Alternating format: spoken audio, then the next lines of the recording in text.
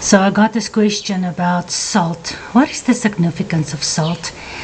And I know we've discussed salt so many times. We've discussed it in the book of Genesis. We've discussed it in the book of Exodus. Definitely in the book of Leviticus with all the sacrifices. But I found something amazing about salt. And I want to show you this right at the end to really try to drill down what it is that Joshua meant when he said, "You are the salt of the earth." What does it really mean? So we're going to go through some of the normal stuff that you probably already know, maybe with a bit of a twist. We're going to open up some new understandings regarding salt.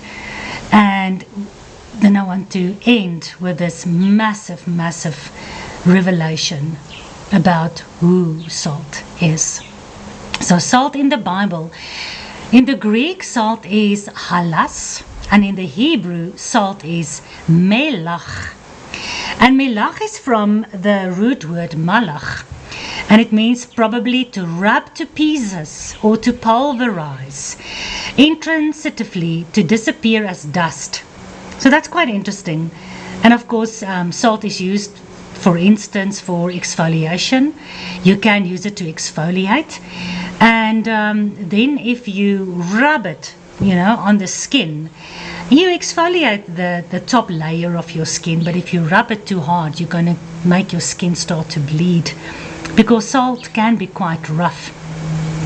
But there's something about the salt, and maybe it's got to do with the salt pans and the salt rocks, and the way that they have to work very, very hard to get the salt to this kind of a level where one can use it, where it is fine salt. But melach also has the meaning to salt internally, to season something with salt, or externally to rub with salt. It means to season, it means to temper together. That's very interesting. If you understand the process of tempering and how salt plays a part in the tempering process, then I think we'll understand the Hebrew word melach so much better. Salt also, melach also has the meaning of to vanish away. To vanish away, to temper together and to vanish away. And we're going to come back to this. We're going to go through the benefits, the usages, and the metaphors, and then the symbology for us as believers in salt. But we're going to come back to the tempering, to the vanishing away, and to this Hebrew word, melach.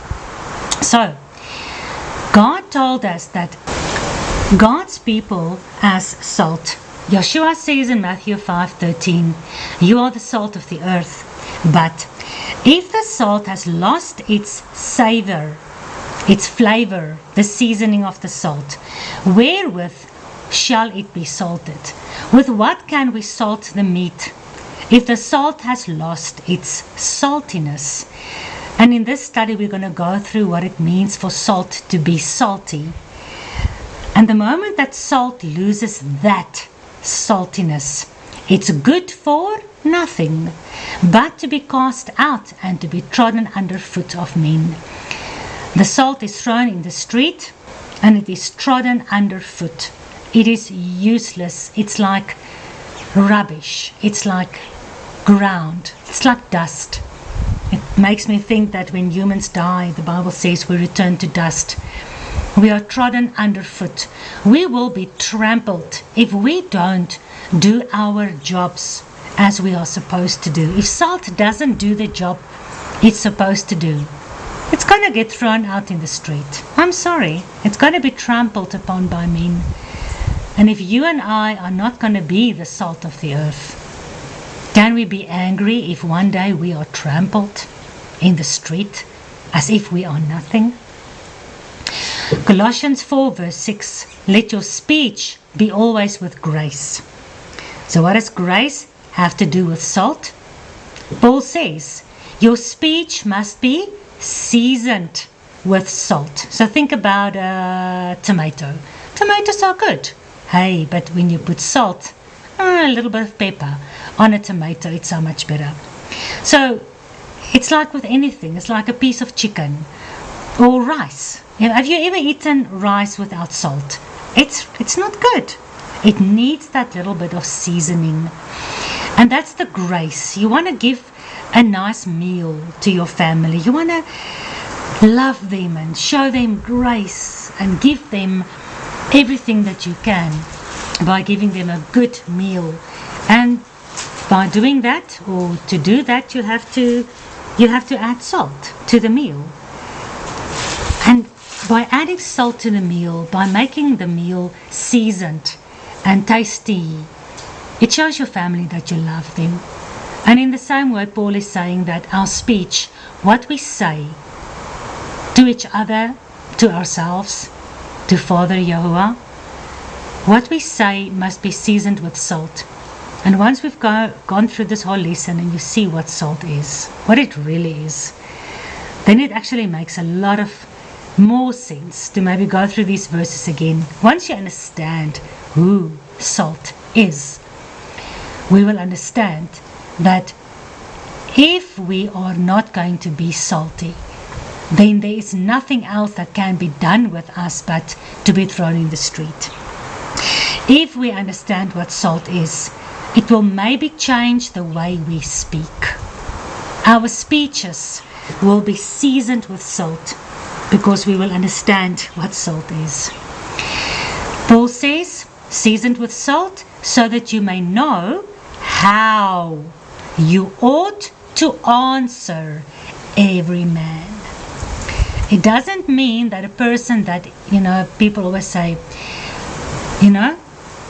I have the fruit of the Spirit. I have love, joy, peace, patience. I am kind. I'm good. I'm faithful, gentle, gentleness. I've got self-control. I'm the salt of the earth. I'm a good person. Does it mean that your speech must always be just salted, seasoned with salt? It must also always be with grace. You must never say anything controversial, anything that's difficult. Is that what it means? Is that what salt does? We're going to get to what salt does. And Paul says, when we understand what salt is and what it does, and our speech is seasoned with salt, we will know how to answer every man, every scientist, every Freemason, every New World Order agent, every atheist, every believer in evolution, every Gnostic, every Satanist, every denier of the Bible, everyone that denies the doctrine of the Bible. Will be able to answer every man if our speech is seasoned with salt. Once we know what salt is, what salt does, we can season our speech with salt so that the answers to the men out there can come out the way it should. Mark 9:50. Salt is good, but if the salt have lost its saltiness, wherewith will you season it? Have therefore salt in yourselves, and have peace one with another. How do you really have peace one with another? By compromise? Is salt something that compromises? Is salt a compromising agent? Is Yeshua and Paul saying here in Colossians and Mark, are they saying you must do nothing bad in terms of reprimanding or teaching, or I'm not talking about arguing. There's nothing worse than arguing. But does it mean we always have to shut our mouths, be quiet, not stand up for the truth, not expose the lies? Are they saying, ooh, you must just have peace, just say all the nice goody two-shoes things? That's what salt does.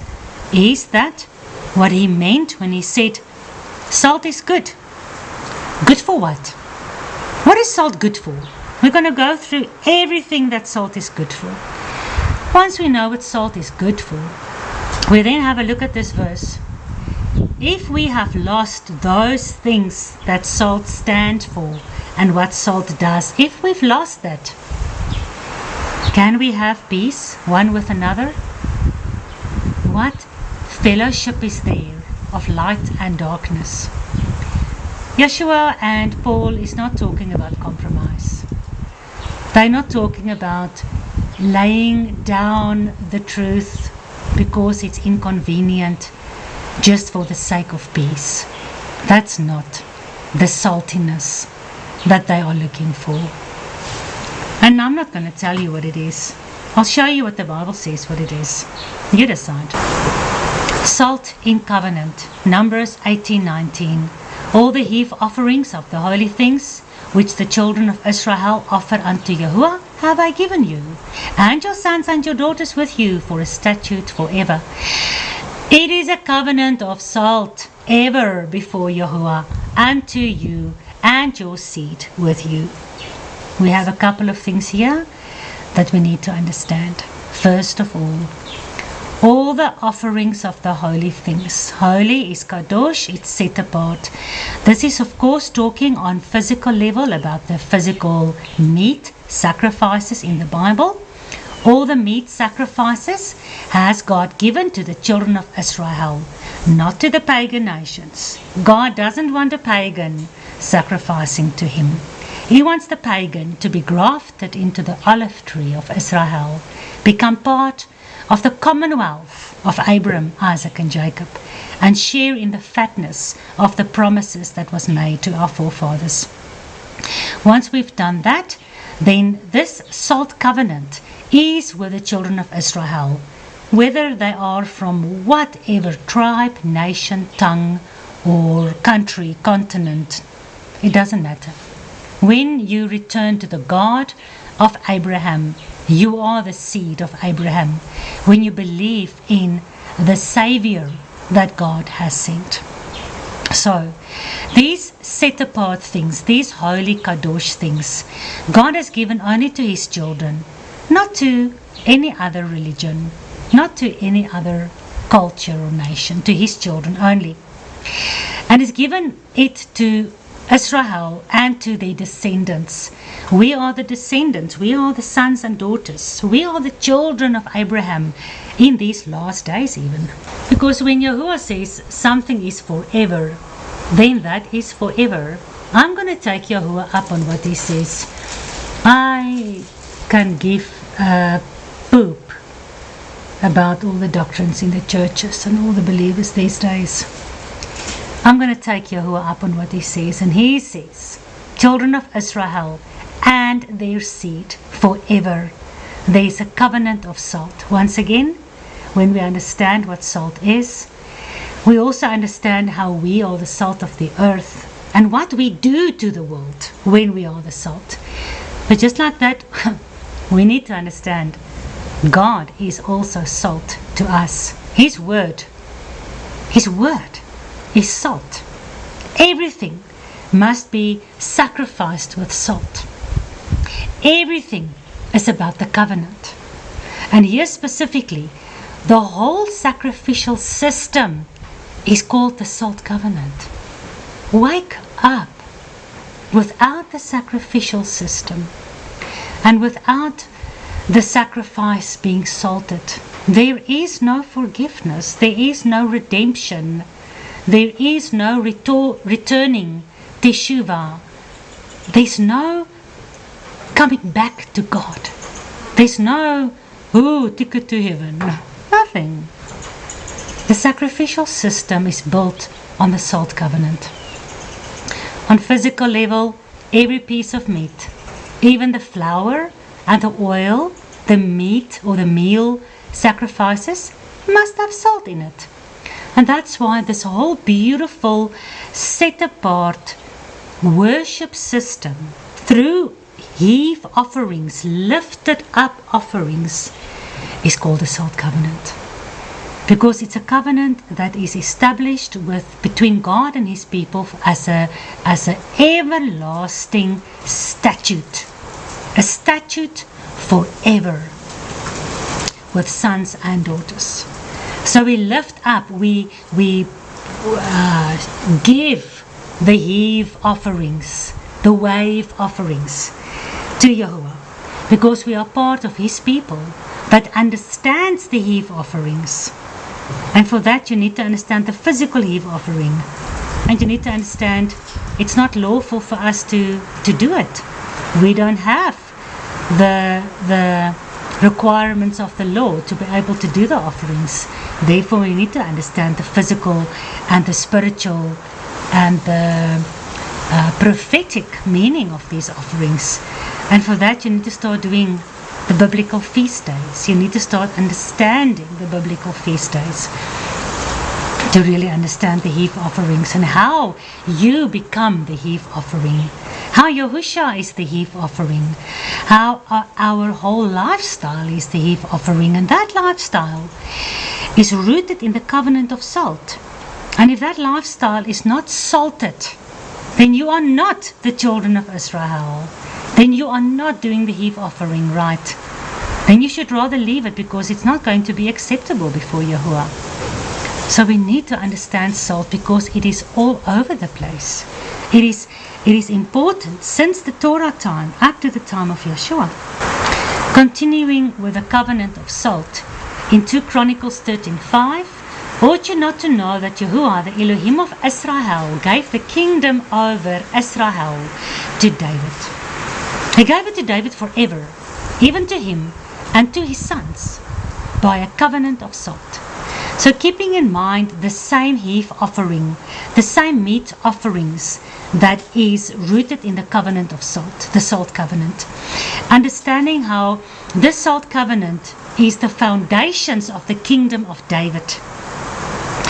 And when we read the New Testament, we read about Yeshua, the son of David, who is the descendant from the stem of Jesse, the father of David, and who is the root and the offspring of David, and who will sit on the throne of David his father, and he will rule and reign with a rod of iron. We need to understand the salt covenant is everlasting, like we saw in the previous passage. It means it's everlasting. It means it has been since the Garden of Eden. It means it will be all the way up to Revelation, because the kingdom of Israel, over which David is the king, is a kingdom that is everlasting.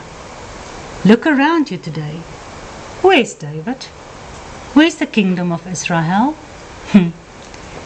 If you ask those questions, it means you don't know your Bible. The disciples asked Yeshua after his resurrection in Acts 1, is now the time that you will restore the kingdom to Israel? Was the kingdom not Israel's at the time of Yeshua? I advise you to do the Bible study on YouTube. Let me find it for you. It's on the Two Trees YouTube page. You can just visit our website, twotreesinthegarden.co.za, and click on the YouTube link. Then you scroll down to this playlist, Who is Israel? And under this discussion, there is about 7 sessions. I'm sorry this is a lot of work, but you know what? If you don't know, if you want to understand salt and you don't know what the kingdom of Israel is, and you don't know who the Jews are and who Israel is and who David is and who the son of David is, you're going to have a hard time understanding all these lessons.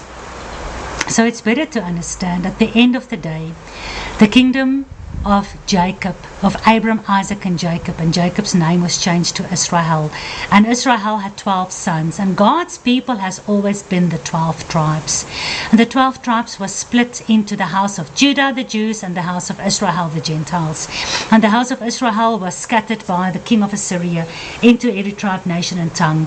And by the time of Messiah Yeshua, he said, I have come for the lost sheep of the house of Israel alone. And after he died, to make available Teshuvah, returning for the lost sheep back to covenant. His disciples thought maybe he will now, jump on his white horse and kill the Romans and restore the entire kingdom of Israel. to David. But it's not time. Yeshua said, no, the time is not for you to know. Because now what must you do? You must now take the Bezorah, the gospel, the message that the path of restoration back to God for the lost sheep of the house of Israel has now been paved. The prophesied Messiah has come.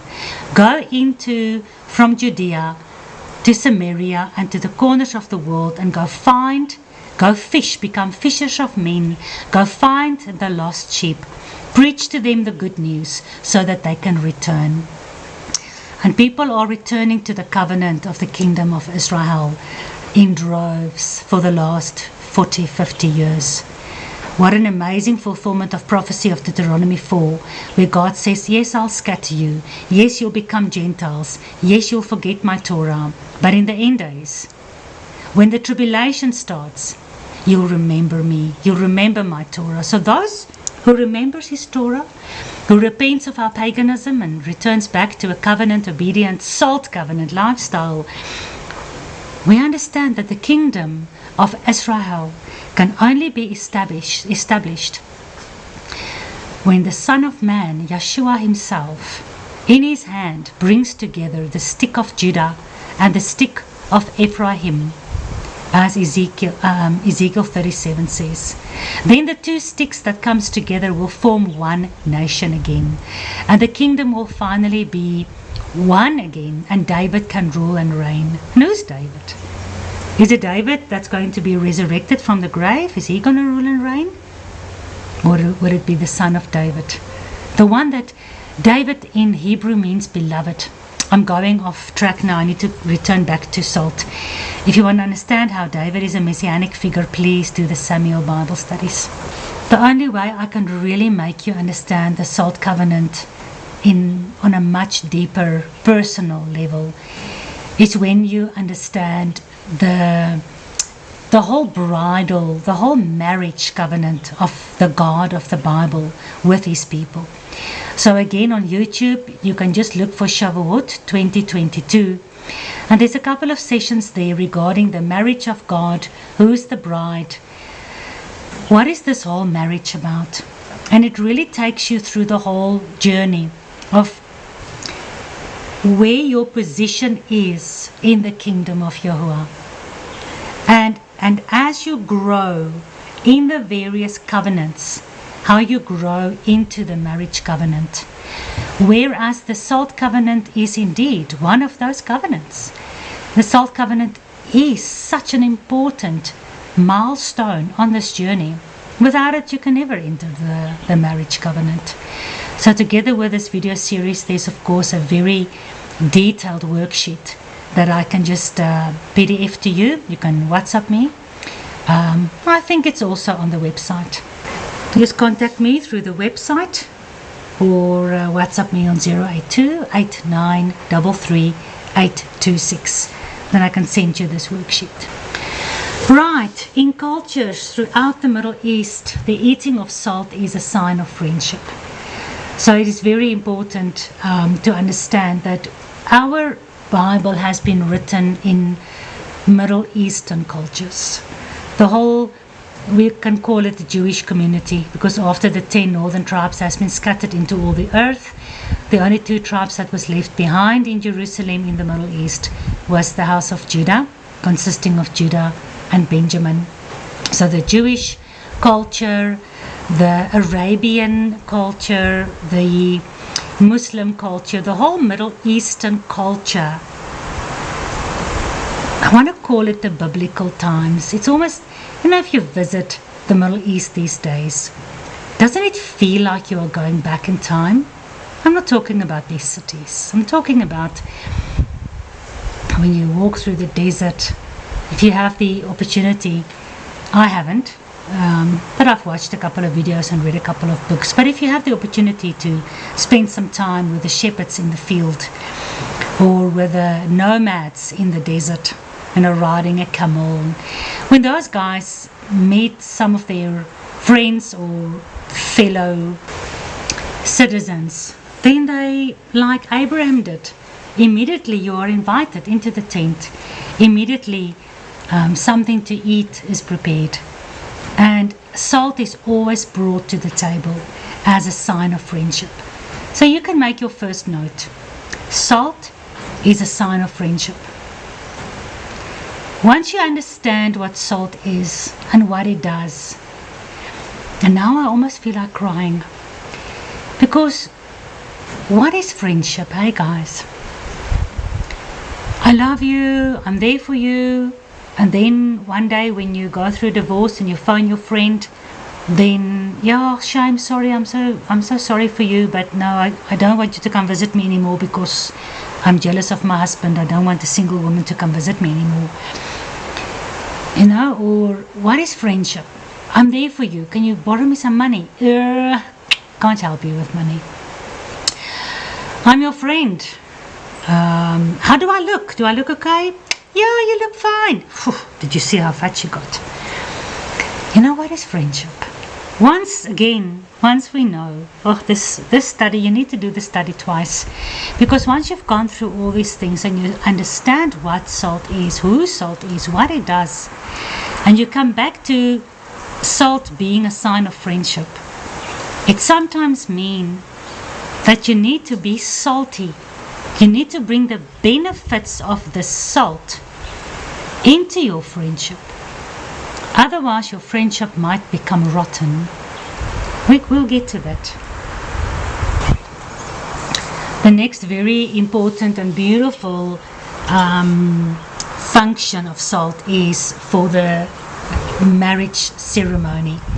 Marriage ceremonies, salt is used to symbolize an unbroken commitment.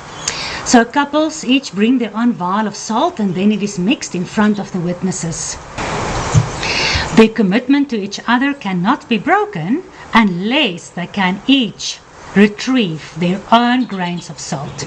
Since it's not possible, once you've mixed 2 pots of salt, to then divide those grains of salt again, the mixing of the salt is a symbol of your unbreakable covenant and your vow of eternal love.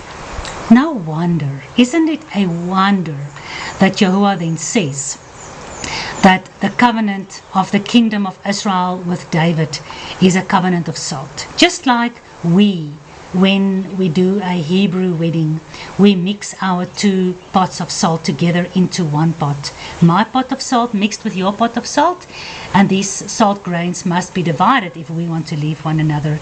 They cannot be divided, therefore we cannot leave one another. It's an unbroken commitment, an unbreakable covenant. And that's what God has with us. That's what God has with the kingdom of Israel. It's a covenant of salt. The salt in the tears of God mixed with the salt in our tears. Those grains of salt cannot be broken. The salt that you put onto the sacrifice, that cannot be taken out. You cannot remove the salt out of the meat once it's, cooked into the meat. You cannot remove it again. So the salt covenant really fixes the idea of an unbreakable covenant of God. If we think about Genesis 15, it's all about the covenant that God made with Abraham. And God was the one who walked through the bloody path of Genesis 15 on the red carpet. He was the one that made and vowed covenant. And he's the one that will never break covenant. He knew that human beings, we would break covenant. And that's why he who walked through the bloody path is the one that had to bleed to rectify the covenant at the end. He gives a covenant of salt. We can never give him a covenant of salt. We are too unreliable. Humans, we break covenants all the time. If it wasn't that we broke the covenant, Yeshua never would have to die. But since we broke the covenant, he had to die in our place so that the covenant can be restored. Salt represents purity. Purity. It represents preservation, incorruptibility. The qualities of salt is deemed sacred. Sacred is holy and valuable in ancient times. So salt was a very valuable item. And when you used salt in whatever, purity, preservation, incorruptibility, seasoning of friendship, marriage ceremonies, sacrifices, even in the preservation of food. It was a valuable item, and therefore salt in sacrifice. Mark 9:49, for everyone shall be salted with fire. Oh, you can just stop there.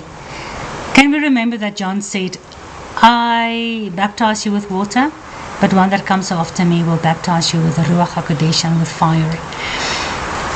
And if we think about the fire, yes, there's a lot of Bible studies I have available for you on YouTube. It's not what we see today in these big mega churches where they say, the fire of God, and then they baptize you and you fall backwards and you now are baptized with the fire of God. That wasn't the baptism of fire. If you really do the Bible study, you understand that the fire that is talked about in Scripture is the fiery trials. My dogs are barking for something. Wat sien julle? Kom julle. Wat sien julle? So, the baptism of fire, salt burns, doesn't it? If there's an open wound.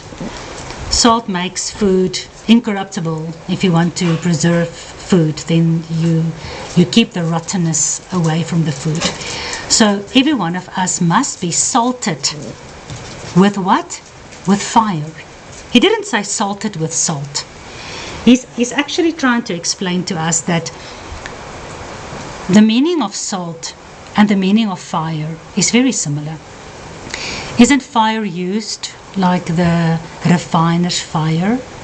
It's not a nice process for gold to be refined in the fire, but it's necessary.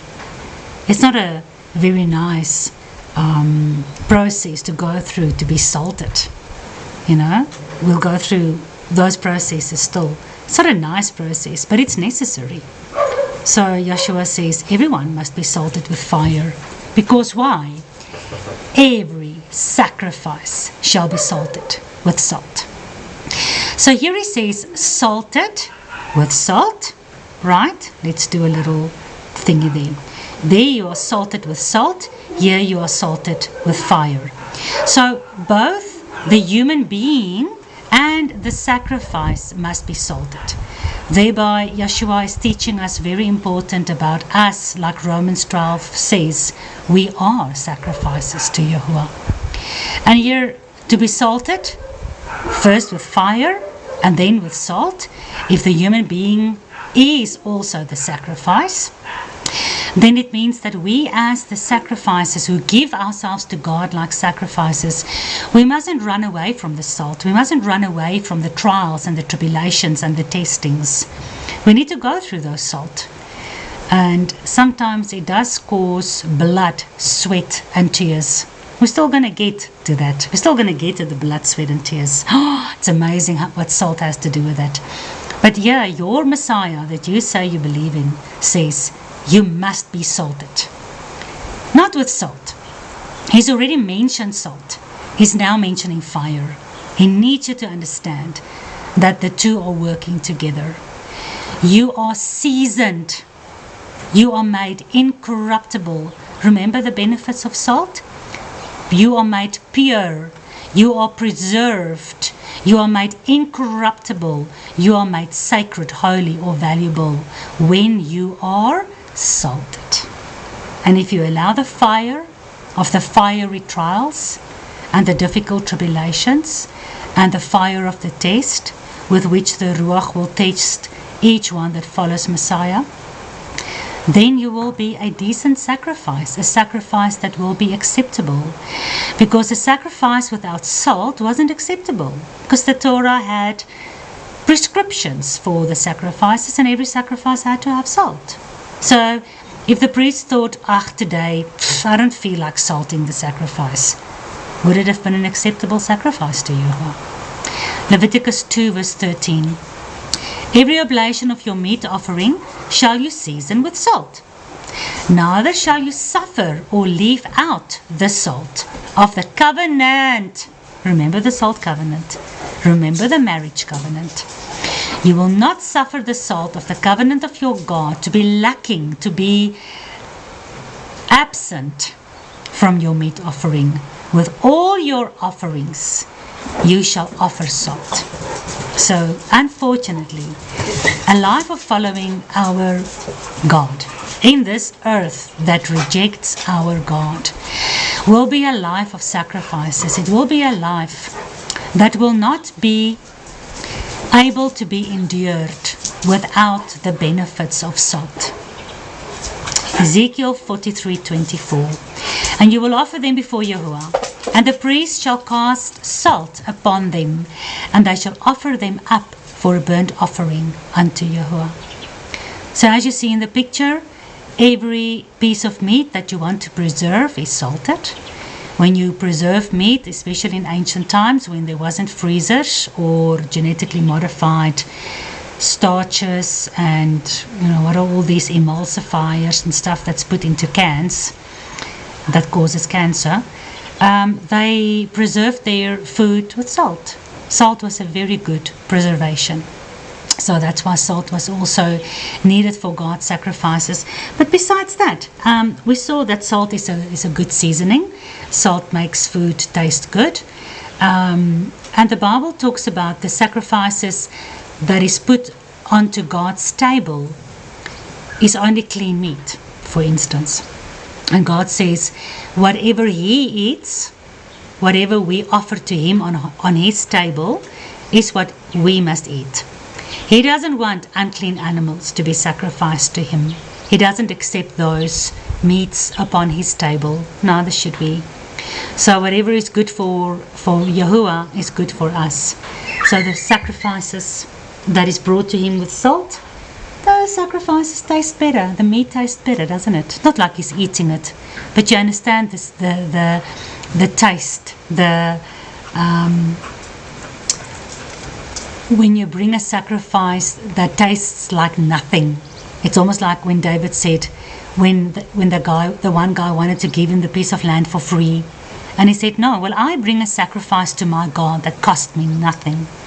So when you bring a sacrifice that tastes like nothing, you need to, like with your family, you make your meal taste good because you are putting in the effort for your family, because you love them. The same with God, we love Him. So we put the effort in of putting salt into the sacrifices. The priest had to do it in the biblical times.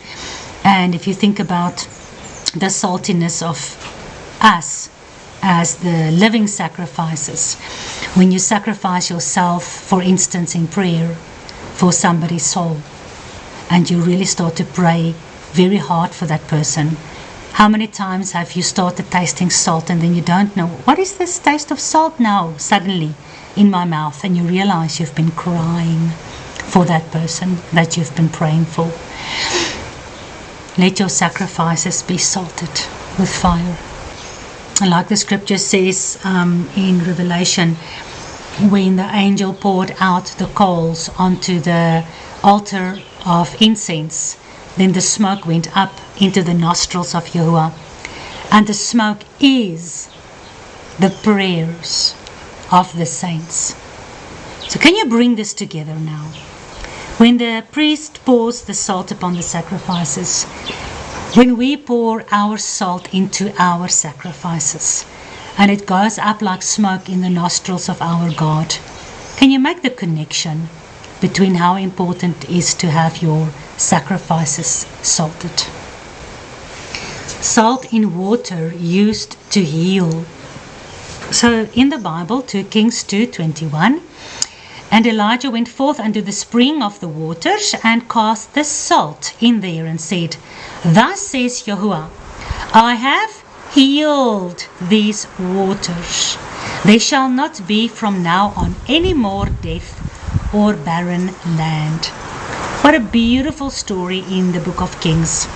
Salt that's poured into water, that heals the water, that makes the sick water healthy, so that the healthy water can go through the land and the land will no more be dead and barren.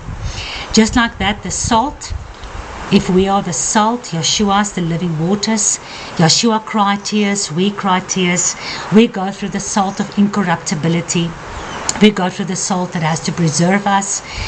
We'll learn more about salt a bit later on, about the burning of the salt in wounds, about the burning of salt in festering wounds. When a wound is festering, in ancient times before there was hospitals and Dettol and stuff, people poured salt upon those wounds, because if you didn't, that wound can become petrified. It can become full of pus. Please don't sting me. This is what is the bad-a-bay? A hornet. And they sting like crazy. More than salt. What was I saying? Then those petrified wounds had to be rubbed in with salt. We're still going to get to that, and that was one of the reasons I said our friendship, our speech must be salted, and salt being a sign of friendship. Sometimes if there's a putrefying wound, a wound that is festering, that is dirty, that's corrupted, that's getting rotten, it needs salt. And the salt does burn, but it brings healing. And just like this, in the water, sometimes the salt, to be salted with fire, it does burn. But the end result of that is healing. It's about healing. You need to be willing to endure the saltiness so that you can reach the healing. So here we have a physical example, how God healed physical water with physical salt. And the result is life, not death. And the result is life, not being barren, not having any children. To bring the children, I'm returning to the covenant of Israel. To bring the children of Israel into the covenant, into the kingdom, we need the salt poured into the living waters so that the children can come back, so that the land or Jerusalem or Israel is no longer barren, so that children can be brought forth. The Bible says, Yeshua said, or was it John? John said, no, it was Yeshua that said, you claim to be children of Abraham. I can make children of Abraham out of these rocks. The children of Abraham are those who believe in the living word, the word that became flesh. Salt aids in the balance of electrolytes and fluids. When you get dehydrated, it's not always good enough to just drink water. You need to drink electrolytes. That's why you need to drink something like a specific mineralized water that contains electrolytes together with the water, because salt in water brings healing. So salt is the minerals in the fluids that brings the electrolytes back into your body so that you can quickly heal of your dehydration. Salt carries nutrients into the cells. If we don't have enough salt, in Afrikaans it is called skeerbuik. We learned about this in history in school, when the guys, like Jan van Riebeeck and those guys, when they were traveling on the oceans, and they didn't have the right balanced diets to follow, they got scurvy, skeerbuik, scurvy. It was a very bad illness, because they didn't have enough, especially salt, to have the balanced amount of salt in your diet, because it helps to bring nutrients into your cells, and it helps to keep your body balanced and hydrated. So if you don't have enough salt, you can fall into really bad illnesses. Salt regulates the acid-base balance in your body. We know that if your body is too acid or too alkaline, you've got a problem. You need a balance. Salt supports the transfer of nerve impulses. As we go through these physical specifications and benefits of salt, try to remember the spiritual benefits of salt, the spiritual salt. Salt supports the transfer of nerve impulses. You know how your brain works. If that hornet stung me on my arm, I wouldn't have known that it was stinging me unless there was a nerve impulse from my muscle and skin in my arm The message from one nerve ending to the next nerve ending, traveling all the way to my brain, telling me, hey, you being stung by a hornet. And then I look down and I can, do whatever I have to do. Or when you burn your finger, if you didn't have the impulses traveling through each nerve ending to the next nerve to travel to your brain, so your brain can tell your hand, hello, you stupid hand, remove yourself from the stove so you can stop burning. You'll burn a hole in your hand if you didn't have salt that is necessary for the transfer of nerve impulses. The same with the kingdom of Yahuwah. Salt is needed for the messengers. And we're going to remember the Hebrew word for salt. That is the revelation I got in the end of this study about what salt really is. If it wasn't for the saltiness, then the message cannot travel from nerve to nerve, or from church to church, or from member of the body to member of the body. And then there will be a block in the communication. There won't be a free flow of communication between the word and the listener. So salt is needed for that. Salt regulates blood pressure and the secretion of gastric acid. If you don't have enough salt, decent, good salt, not bad salt, good salt. If you don't have good salt, your body struggles to digest your food, because gastric acid is used to digest your food. So what is the result of that? You can have heartburn, lots of heartburn. You can have stomach ailments. You can get, what do they call it? Irritable bowel syndrome. There's so many issues that you can get if your food digestion system is not working well. And without salt, the food is not digested. Without salt, the meat that we get from the word, the milk we drink, and as we grow up, the meat we eat cannot be digested if it's not mixed with the salt of the word. Remember, what is salt about? I'm going to remind you, it's about purity, preservation, incorruptibility. When we're not mixing the salt with those benefits, we're going to have a problem for the food. The word is food. It's the manna, it's the bread of life, for that to be digested so that we can internalize it, understand it, and grow from it. Salt is needed to conduct nerve impulses. I think we've discussed that. Salt is needed to contract and relax muscles. So why do people get muscle cramps? What is the biggest problem with muscle cramps? I've got a problem that is called restless legs. It means my legs cramp during the night. And they cramp because I've got a lack of magnesium. So I take extra magnesium and minerals. I'm supposed to not have those muscle cramps anymore, but I sometimes still get them because there's a deficiency of a certain mineral that is a salt in your muscles. So to live a healthy life, you need salt. For the body of Messiah to be healthy, for the muscles to work so that the hand and the foot and the eye and all the members of the body can work together, we need salt. Remember, salt is a sign of friendship. Every speech must be salted, must be seasoned with salt. So as we communicate with one another in the body of Messiah, salt is needed, not only to season and make stuff taste better and stuff sound better and have peace between one another, but also to sort out the corruption, to cleanse the wounds, to heal that which is sick.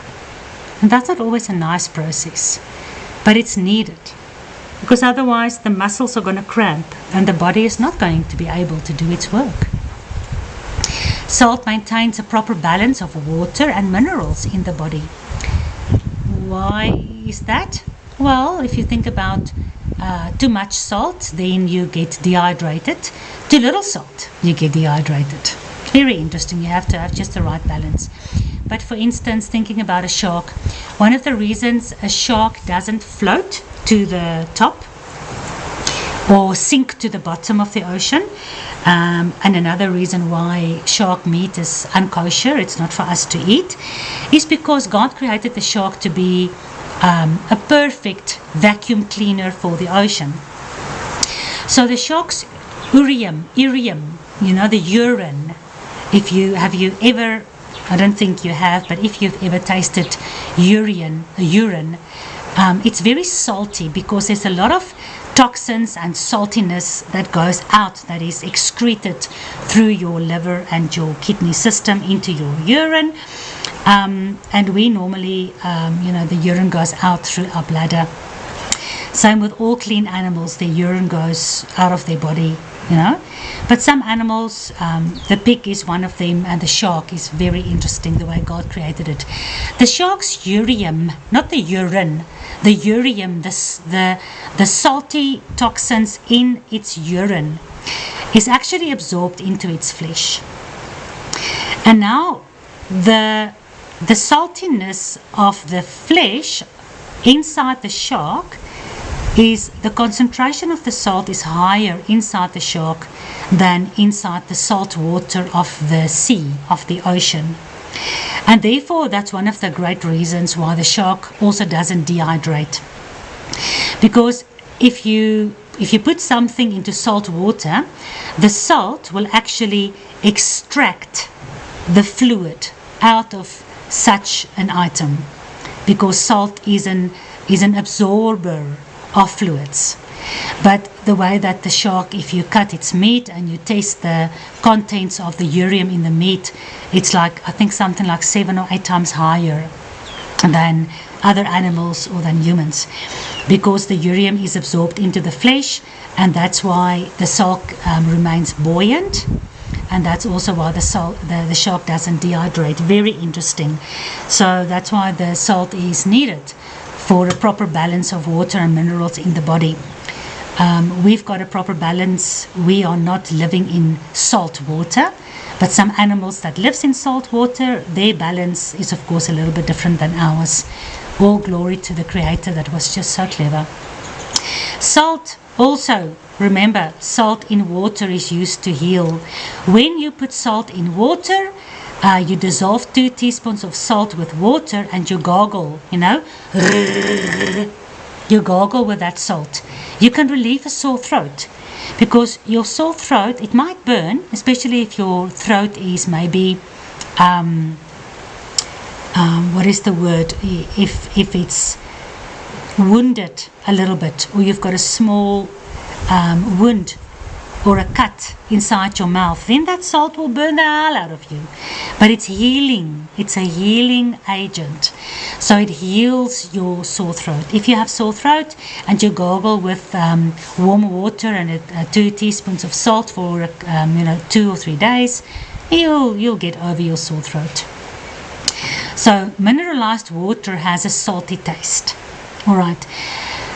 Normal water, I'm going to show you some very interesting scientific facts now, but normal water are totally deficient of minerals. That's why we are so sick in these end days. Our water has become dead. Decent water will always have a little bit of a salty taste. Then it's not about pouring salt in it. It's about the mineral content of that salt. So really good mineralized water will always have a little bit of a salty taste. And remember, we are discussing salt in water that's used to heal. So don't be put off by mineral water that has a salty taste. If you understand, for instance, what I'm going to show you now about good quality mineral water, if you know the benefits of those minerals, even though the water tastes salty, it's not going to bother you. You're going to drink it like nothing. It doesn't dehydrate you. In fact, it rehydrates you 10 times better than just normal water. I'm going to read something for you from the website of Aqua e Vida. Since the 1990s, municipalities and the Department of Water Affairs and Forestries have allowed South Africa's water's infrastructure to collapse. We know this, allowing not only the sewerage to pollute our drinking water, but also to allow the acid mine drainage into our water reserves. That is why Aqua e Vida purifies water 100%. I'm not doing marketing for Aqua e Vida. I want to show you something amazing from this specific company. Yes, there I give you their Karel's number. We drink Aqua Vida water, we purify it here on the farm, and we add the minerals. And the health benefit is just, it's amazing. But there's a reason why I'm bringing this in, because it's all about salt in water that's used to heal. Like God told Elijah to put the salt in the water to heal the land. Not only the water, but to heal the land. So that is why Aqua e Vida, when they purify their water, anti-radiation, isogram, reverse osmosis technology. This is the technology they use in their machines. It removes all pollutants, including cancer-causing uranium. Yes, there's uranium in the municipal water. It removes unmetabolized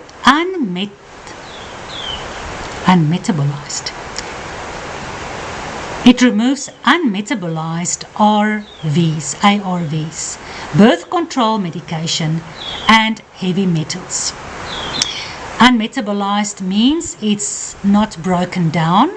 It's still in its original forms because our water purification system are unable to break down ARVs, birth control medication. I cannot really talk about that much because it's one of the reasons why the boys in the last 2 or 3 centuries are becoming less like boys. This purification system removes unmetabolized birth control medicine as well as heavy metals. There's so much heavy metals in our water. When you test your water that you drink, there's a certain machine that you can put in there that goes through a ionization measurement. The water actually boils black, becomes dark green and black. That's because of the heavy metals that's in there. Our water has heavy metals instead of minerals. So the water goes through a 7-stage water purification process that not only cleans the water, but, and here's where the salt comes in, but adds the essential minerals and trace elements back. So this is why I told you, real mineralized water has a salty taste. We drink our water, and you can dilute your water with your minerals in any way you want. We use the living water. It's just for everyday healthy drinking and rehydration. And in our 25-liter cleansed, purified water, we only put about 10 milliliters of mineralized concentrate. But when you need a hydration or energy boost, this living water, it's got a slight salty taste, but it's very appetizing. It's not difficult to drink. But sometimes we are tired and then we need an energy boost, and then we actually put 15 times more minerals into our water. Then it's got a very salty taste. But I have to be honest, the first time we tasted that, we said, yo, we can't drink this. But the way you feel after drinking like a glass full of hydration energy water that is mineralized with a boost of electrolytes and trace elements and minerals, and although it's very salty, you feel so energized, you feel good, and you realize your body was in need of those minerals. So the salty taste is not something to be afraid of. Our water is sold in affordable blah blah blah health, okay? Removes heavy metals and radioactive isotopes from the drinking water. Anti-radiation gram filters can effectively remove and isolate all the isotopes, blah blah blah. Okay, all that is quite interesting. We have all those anti-radiation films as well. The water is microstructured and mineral infused, and they put 84 minerals and trace elements that they infuse into their concentrate that we then mix with our water. And this really helps with our body that is then able to absorb these minerals. And that is why it's important. Salt in water to heal. We find this in the Bible. We find this, it makes a hell of a lot of sense if you look at the biology of humans and plants and animals. And if you look at the way Karel, if you ever meet him or speak to him, he explains it beautifully. The way God provides water is once it has been absorbed by the sun, it goes through condensation, and then it goes into the clouds, and eventually it is, if we don't have chemtrails and stuff, it falls down. There's no acid rain, but then it is actually electromagnified because there's electricity in the clouds in a thunderstorm. So you've got a bit of ionization and stuff inside that water molecule. But then it falls to the ground, and it actually goes through the soil and through the rocks and all the deposits that's in the ground. And that brings the minerals into the water. So by the time the water reaches the fountain, and it has been through the reverse osmosis into the clouds, and it was then ionized by the electric storm, and it fell onto the ground, and it was filtered through the soil and mineralized in the rock deposits underneath the earth, and it then comes up through the streams and the fountains. That's God's water that we should drink. But because we don't have that anymore, we've got a whole different water system. We have to try to remake how God made his water. We have to put the minerals back after we've cleansed it from all the stuff that's in the water these days. We have to cleanse it, but then we have to add the minerals back. We have to add the salt back because our bodies needs it. All right, so here I give you Karel's number. You can see it there on the screen. You're welcome to give him a call. And of course, salt is used to cleanse and disinfect.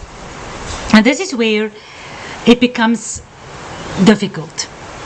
This is where we need to understand when I remind you, your conversation, your speech must be salted, must be seasoned with salt.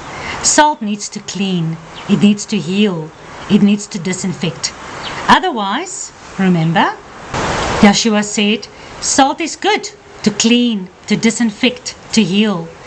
But if the salt have lost its capability to clean, disinfect and heal, it's going to be thrown out into the street. And that's why I said from the beginning, we need to understand all the benefits of salt and all the reasons God made salt and all the reasons why God and Yeshua is comparing so much of our lives to salt. So much of his worship system he is comparing to salt. Because if we're not going to understand the benefit of cleansing and disinfecting of salt, although it's not a nice process all the time, then we're not going to understand what it means to bring salt into your sacrifice, your worship, into your service, into your friendship, into the kingdom, into the body, into your life. You're not going to understand what it means to be the salt of the earth if you are not going to understand how salt cleans and disinfects and of course heals. God in Ezekiel 16 verse 4, and as for your nativity when you were a baby, when you were born, in the day that you were born, your navel was not cut, neither were you washed in water to supply you, neither were you salted at all or swaddled at all. So your navel wasn't cut. He's talking about Israel, the baby that God saw in his blood. God said, I want this child. And he took the child for himself. And the navel wasn't cut. He wasn't washed in water. You know what that means spiritually. He wasn't salted. You need to know now what that means spiritually. And he wasn't swaddled. What does it mean to be swaddled? Swaddled is after your navel is cut, after you've been washed by water, after you've been rubbed in with salt. You are then swaddled, you are wrapped in a nice soft blanket, and you are pressed next to your mother or your father's breast, so the baby can feel clean and secure. So that's what God did with us. He found us in our blood, and He said to us, love, and He rubbed us in with salt. But unfortunately, we lost our saltiness. Ezekiel talks about it, and we broke our Father's heart. We were supposed to be His bride, and we became a whore. We took all the corn and the oil and the wine and everything He gave us, all the jewels and the precious gifts, and we lavished it on pagan gods, false doctrines, false religions. The Bible calls that sleeping with other men, being disloyal to your own husband, breaking your father's heart. So salt is used to clean and disinfect, and here's a very nice block that you can read. Birth and salt, women from the book. So women from the book, of course, women from the Bible. It's very interesting in ancient times how salt was absolutely necessary to cleanse and disinfect the baby, to make sure the baby is healthy. Salt, very important.